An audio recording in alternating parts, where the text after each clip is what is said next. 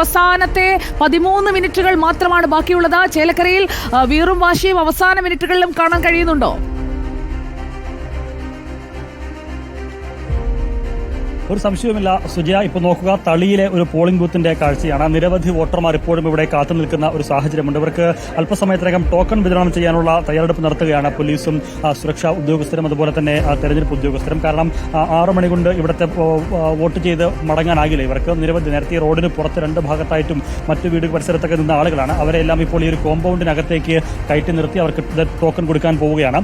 ഏറ്റവും അവസാനം എത്തിയ ആൾക്ക് ആദ്യ ടോക്കൺ എന്ന നിലയിൽ കൊടുത്ത് എല്ലാവർക്കും ഇനി വരുന്നവർക്ക് 6 മണിക്ക് ശേഷം വരുന്നവർക്ക് ടോക്കൺ കൊടുക്കില്ല. അതിനു മുമ്പെത്തിയവർക്ക് ടോക്കൺ കൊടുത്ത് നിയന്ത്രിക്കാനുള്ള ഒരു നടപടിയാണ് ഇത്. തളി പഞ്ചായത്ത്, തളിയിലുള്ള വരവൂർ പഞ്ചായത്തിലെ തളിയിലാണ് 12ാം വാർഡ്. ഇപ്പോൾ ഏകദേശം ഒരു 100-ലധികം പേരുണ്ടാകുമല്ലേ?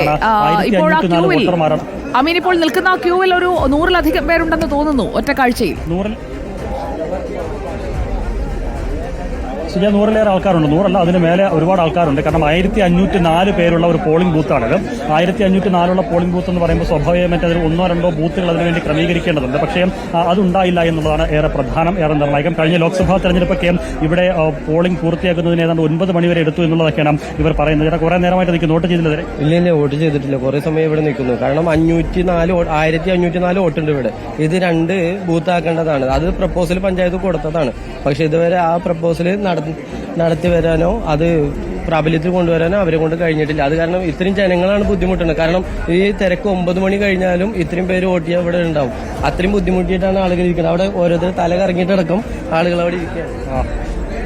ചേട്ടാ, വോട്ട് ഇരുന്ന് തടന്നോ വോട്ട്? 12 മണിക്ക് വന്നതാ. 12 മണിക്ക് വന്നതാ? ഇതേവരെ ഒന്നും ആയിട്ടില്ല.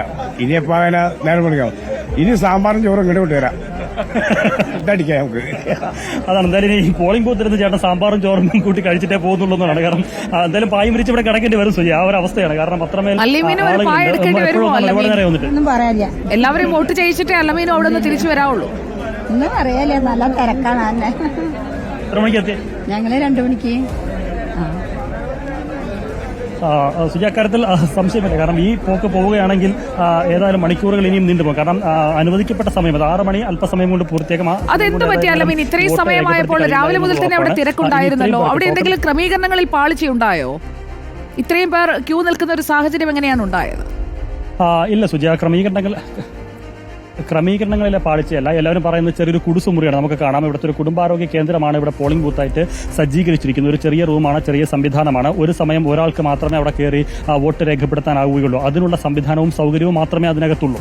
അവിടെയാണ് ഈ 1504 പേർ വോട്ട് ചെയ്യാൻ എത്താനുള്ളത് എന്നുള്ളതാണ് ഏറെ പ്രധാനം. കുറച്ചുകൂടി വിശാലമായ, കുറച്ചുകൂടി സൗകര്യങ്ങളുള്ള ഒരിടമായിരുന്നു പോളിംഗ് ബൂത്ത് ഇവിടെ ക്രമീകരിക്കേണ്ടിയിരുന്നത്. കാലങ്ങളായി അവർ ഇത്തരം ഒരു ആവശ്യം ഉന്നയിക്കുന്നുണ്ട് എന്നുള്ളതാണ് പറയുന്നത്. കഴിഞ്ഞ ലോക്സഭാ തെരഞ്ഞെടുപ്പ് സമയത്തും ഇവിടുത്തെ പോളിംഗ് പൂർത്തിയായപ്പോൾ 9 മണിയായി എന്നവർ പറയുന്നത് വെറുതെയല്ല, ഈ രീതിയിൽ തന്നെയാണ്. കാരണം ഒരാൾ അവിടെ കയറി കഴിഞ്ഞാൽ 5 മിനിറ്റ് 10 മിനിറ്റ് സമയം ഏതായാലും അവർ 5 മിനിറ്റ് ചുരുങ്ങി നിൽക്കും ഈ വോട്ട് രേഖപ്പെടുത്തി പുറത്തിറങ്ങുന്നതിന് വേണ്ടി. കുറച്ചുകൂടി വിശാലമായ സ്ഥലവും സൗകര്യം ഉണ്ടെങ്കിൽ 2-3 പേർ ഒരേ സമയം കയറാനാകും. വോട്ട് ചെയ്തോ? എപ്പോഴാ വോട്ട് ചെയ്യാൻ വന്നേ? 2 മണിക്ക്. ഇത്രയും നേരം നിന്നല്ലേ? അത്രയും നേരം നിന്നു. എല്ലാ തവണ ഇത് തന്നെയാണ് അവസ്ഥ ഇവിടെ? തിരക്കുണ്ടാവാറുണ്ട് സുജാത. തന്നെയാണ്, തിരക്കുണ്ട്. പക്ഷേ ഇത്രയും തിരക്കുണ്ട് സമയത്ത് പോകാനാവില്ല എന്ന് അറിഞ്ഞിട്ടും ആളുകൾ വോട്ട് ചെയ്യാതെ മടങ്ങുന്നില്ല എന്നുള്ളതും അതിന് നമ്മൾ അവരെ അഭിനന്ദിച്ചേ മതിയാകും.